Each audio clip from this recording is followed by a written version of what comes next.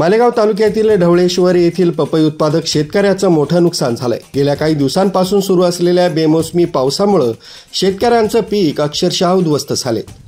या पावसाचा सर्वाधिक फटका पपई उत्पादकांना बसला असून ढवळेश्वर येथील शेतकरी रामचंद्र हिरे यांच्या 8 एकर पपई बागेचं तब्बल 20 लाखांहून अधिक नुकसान झालंय। ऐन फळ काढणीच्या हंगामात झालेल्या या पावसामुळे बागांमध्ये पाणी साचलं।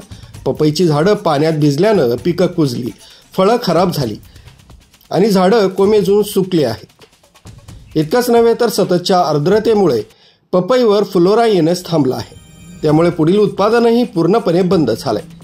या परिस्थितीत शेतकरी हिरे यांच्यासह परिसरातील अनेक शेतकरी आर्थिक संकटात सापडले आहेत। बेमोसमी पावसामुळे झालेल्या नुकसानीचे पंचनामे करून शेतकऱ्यांना तातडीनं नुकसान भरपाई देण्याची मागणी परिसरातील शेतकऱ्यांकडून होत आहे।